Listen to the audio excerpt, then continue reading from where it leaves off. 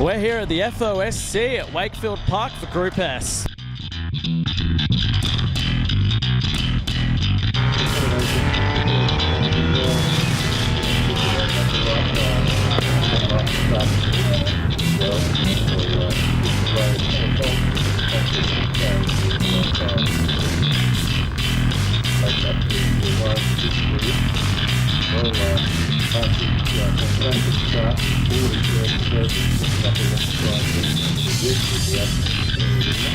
We did think that David Willis was a taxi problem, but I don't think he's out there, is he? That was pushed to the top, so he's got a flat bit run, maybe it's not a problem. Yeah, it's the same deal.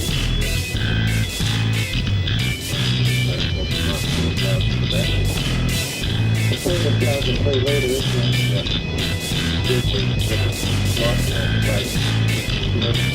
Still injections on the kid.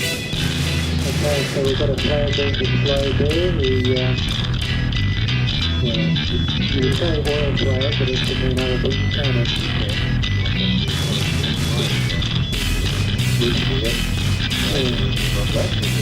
But still, normally that would signify something on the surface, but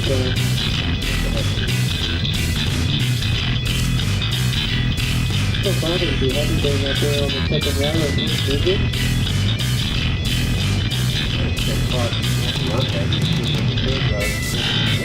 yeah, they've been racing their car for many years. Twice the rain here with him. I saw her down on the double grid.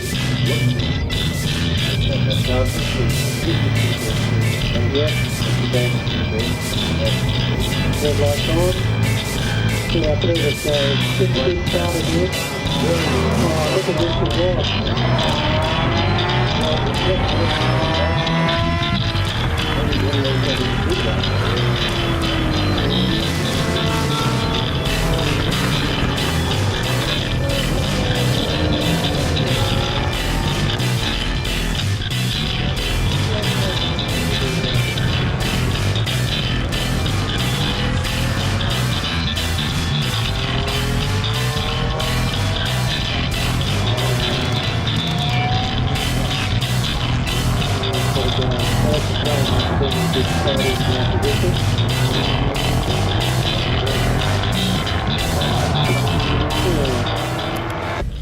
Hi Andrew. Hi. Welcome to the Group S YouTube channel. Congratulations on your win. Thank you very much. It was very good compared to your last race, which was very, very battling right to the line, and this one was an easy win. On top of that, it was over the green machine. How do you feel? Well, great. I mean, you know, to race against somebody like Jeff, who's you know, been there and done everything. It's good to have my first win in a Group S race on the same track as Jeff. That sounds amazing, because the last time I seen someone beat Jeff, it was Rusty French in his Pantera, right. And it's the first time I've actually seen a Porsche beat a Porsche. Right.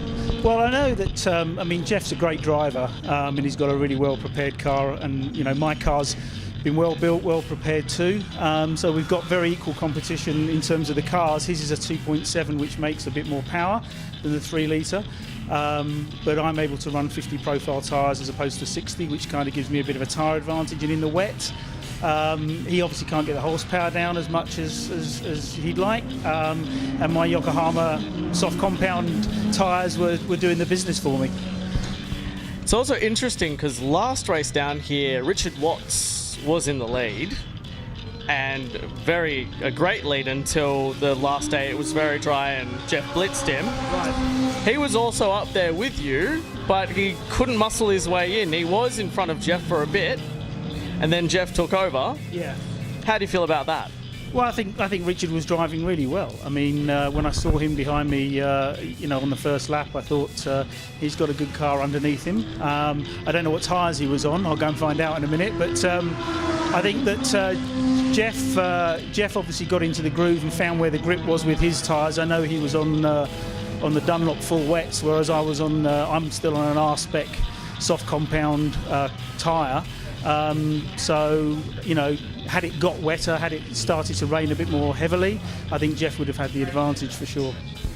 Also, there was an MR2 that went off in the race before and spewed a lot of dirt and mud onto the track. Did that affect you at all, or? Yeah, the track was very slippy. I mean, I probably, I could have thrown it away half a dozen times during the course of that race, where all four wheels are sliding and it's tank slapping, and it was just very greasy. And through turn one, there was a load of mud on the track, which was just very difficult to negotiate because you're going pretty hot into turn one.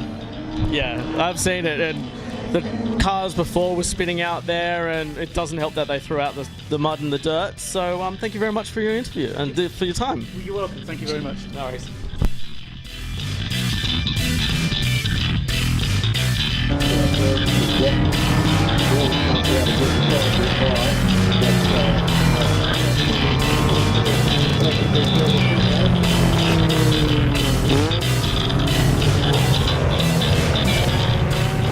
Richard Watts, congratulations for coming third. A surprise, since the last time you were here and it was wet, you won quite convincingly.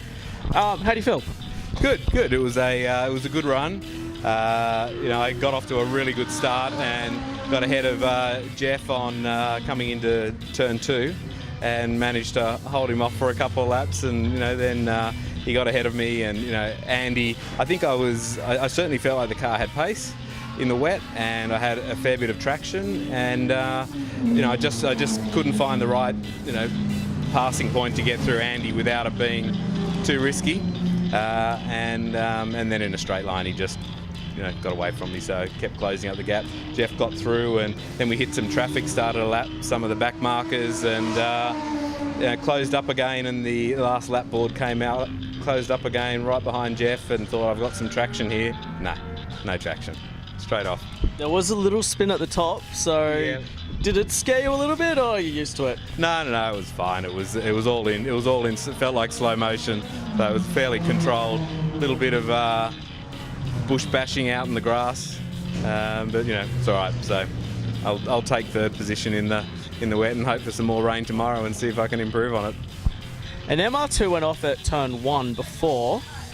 It threw up some dirt and some mud. Did that affect you at all? Or? Yeah, turn through the kink and then into turn two. There was a lot of mud on the corner, and so. But that said, we were all sticking fairly wide of that spot anyway to get off the racing line in the wet, because it's there's more grip off the racing line than on it. So it wasn't that much of a problem. It was interesting when we went out onto the warm-up lap and saw all the debris on the track. Thought this is going to be interesting for the start of the race, but it didn't seem to prove to be too much of a problem. It looks as though it's clearing up. Do you think that you're going to be checking the radar tonight and all the weather apps that you can find to make sure it rains tomorrow, and rain dancing, praying to the gods? You better believe it. I've got my number one rain dancer here next to me, who's going to be out there all night. He's not going to get any sleep tonight praying for rain, so bring it on. Thank you very much for your time.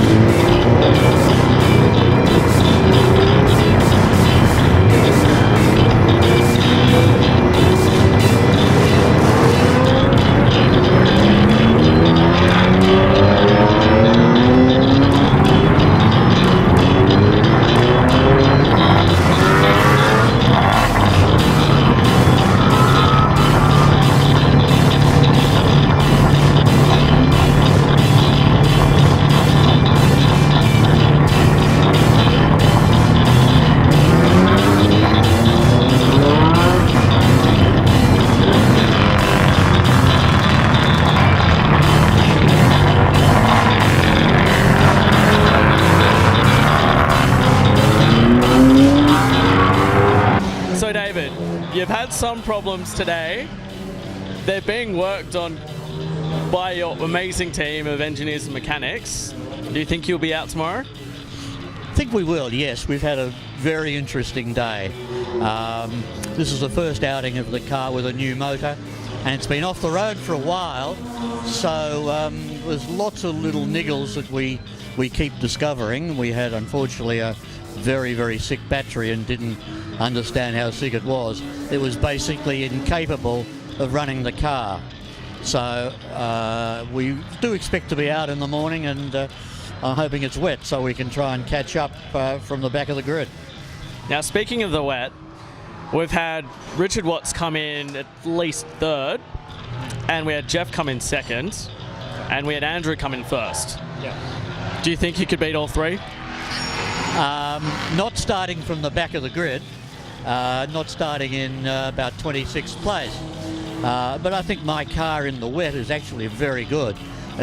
Jeff's car is very stiff and very, very hard to drive in the wet, whereas my car's a little softer and really nice to drive in the wet. Andrew and Richard both had regular tyres on, not the tyres we used for the wet, and they drove very well, but in the end my tyres are better and my car's easy to drive in the wet. So if I was with them, I'd expect to give them a bit of a fight, but from last place, if I get anywhere near them, I'll be doing very, very well. You're very lucky that you didn't go out, because there was an MR2 that went out on the race before that spun out on turn 1 that spewed up dirt and mud everywhere. And both Richard and Andrew said that that turn was hell. Do you think you're lucky that you weren't out there then, in the front of the pack? No, because I have a special line to use in the wet there, and I think I would have avoided that. That's good. Well, thank you very much for your time. Okay, mate.